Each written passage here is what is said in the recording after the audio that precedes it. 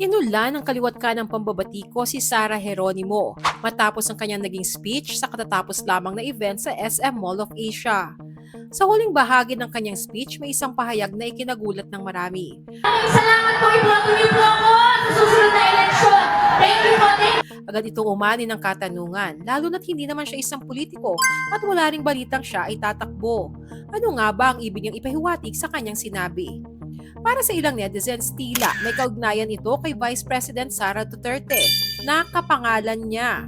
Dahil dito, may mga nagbigay ng interpretasyon na tila ay indirect niya itong ine-endorso.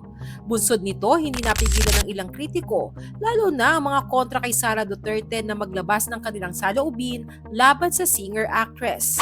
Ang tanong ng netizens, ano kaya ang ibig ipakahulugan ni Sara Geronimo nang hikayati niya ang mga tao na iboto siya sa susunod na eleksyon? Share your comments below.